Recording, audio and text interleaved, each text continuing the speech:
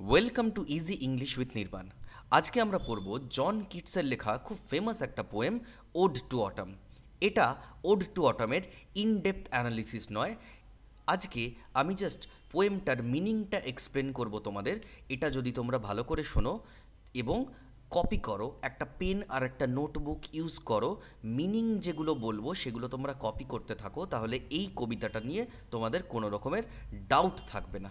তাহলে চলো আজকের ক্লাস শুরু করা যাক। আমরা তাহলে শুরু করছি আমাদের ফার্স্ট প্যারা, সিজন অফ মিস্ট অ্যান্ড মেলো ফ্রুটফুলনেস। এখানে অটামকে শুরুতেই পোয়েট বলেছেন সিজন অফ মিস্ট অ্যান্ড মেলো ফ্রুটফুলনেস। অটাম অর্থাৎ শরৎকাল এসে গেছে, চারিদিক কুয়াশা আর গাছ ভর্তি পাকা ফলে ভরে গেছে। প্রকৃতি মানে নেচার ভরে উঠেছে। মিস্ট মানে হচ্ছে কুয়াশা বা ফগ, আর মেলো মানে হচ্ছে পরিপক্ক পাকা যেরকম ফল হয়। এর পরের লাইনে আমাদের পোয়েট বলছেন ক্লোজ বুজম ফ্রেন্ড অফ দ্য ম্যাচিউরিং সান। উনি বলছেন যে শরৎকাল আর সূর্য দারুণ বন্ধু, বুজম ফ্রেন্ড। সূর্য তার আলো দিয়ে সব কিছু পাকানোর কাজে সাহায্য করছে। শরৎকাল আর সূর্য মিলে যেন কনস্পায়ার করছে। আমরা থার্ড লাইনে যেরকম দেখতে পাচ্ছি, conspiring with him how to load and bless. কি কনস্পায়ার করছে মানে কি প্ল্যান করছে, কিভাবে নেচারকে প্রচুর ফল, শস্য, ফুল সমস্ত কিছু দিয়ে ভরিয়ে দেওয়া যায়। Fourth line, with fruits the vines that round the thatch eaves run. ছোট ছোট হাটগুলো, ছোট ছোট যে থ্যাচ করা হাটগুলো, মানে খড় দিয়ে ওপরটা ছাওয়া যে হাটগুলো, তার ধার দিয়ে ছোট ছোট ভাইন যাচ্ছে, মানে তার পাশে লতা বা ক্রিপার আমরা যেগুলো বলি সেগুলো বেয়ে বেয়ে উঠেছে আর সেগুলোতে ফল ধরে আছে। এই অটামের ছোঁয়ায় সব যেন ভরে গেছে। বোঝা গেল? তাহলে এখানে আমাকে সবচেয়ে ইম্পর্ট্যান্ট যে জিনিসটা মাথায় রাখতে হবে সেটা হলো যে অটাম এমন একটা সিজন ওয়েস্টার্ন কান্ট্রিতে, এই সময় ওরা ফসল কাটে, মাঠ থেকে ফসল তোলে। গোটা সামার জুড়ে পরিশ্রম করার পর, হার্ড ওয়ার্ক করার পর যে ক্রপস, যে ফ্রুটস, সমস্ত কিছু মাঠ ভরে থাকে, সমস্ত কিছুতে গাছপালা ভরে থাকে, এগুলোকে ওরা কেটে স্টোর করে। তার কারণ এর পরেই আসছে ভয়ঙ্কর সিজন। ওরা ওদের এই দেশগুলোতে যে সিজনটাকে সবচেয়ে বেশি ভয় পায়, এই সিজনটা হচ্ছে সিজন অফ উইন্টার। কারণ এই সময় ওরা যেদিকে তাকাবে সেদিকে মাঠ ঘাট ভরে গেছে শুধু সাদা বরফে। কোনো চাষ হবে না, কোনো রকমের ফসল ফলবে না, কোনো রকমের ফল হবে না গাছে, এবং সব পশু পাখিরা মাইগ্রেট করে অন্য দেশে চলে যাবে। তাই তার আগে ওরা লাস্ট প্রিপারেশন নিয়ে রাখে। ওরা সমস্ত কিছু, যা ক্রপস, যা ফ্রুটস আছে, সমস্ত কিছু ওরা ক্ষেত থেকে তুলে স্টোর করে। চলো আমরা নেক্সট লাইনে চলে যাই। আর কি কি করে autumn? To bend with apples the mossed cottage trees. আপেল গাছগুলোকে ফলে ভর্তি করে দেয় এতটাই যে ডালগুলো নিচের দিকে নুয়ে পড়ে। আপেল গাছগুলো কীরকম?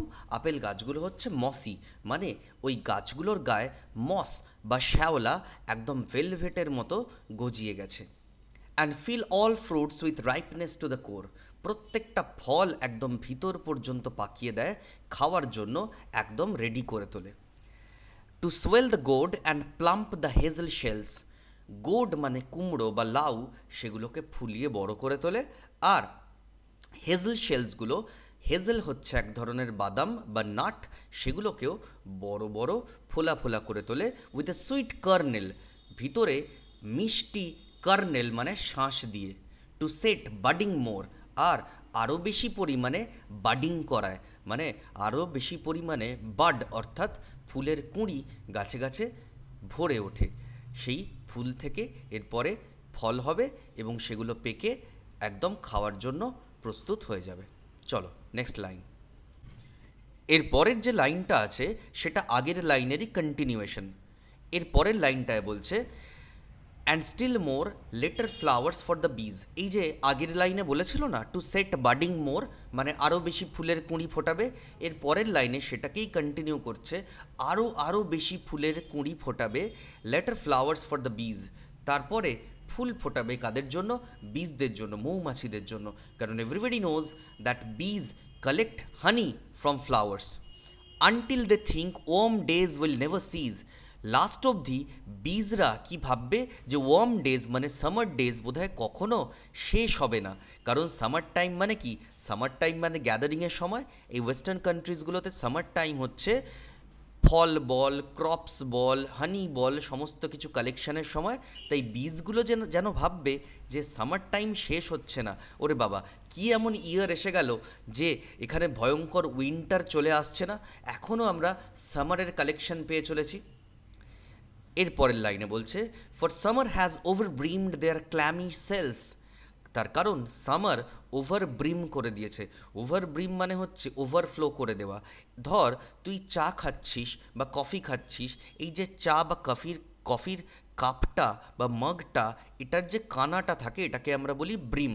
আর এটা থেকে যখন এটাকে ক্রস করে যখন চা, কফি বা জল উপচে পড়ে, আমরা বলতে পারি এটা ওভার ব্রিম হচ্ছে।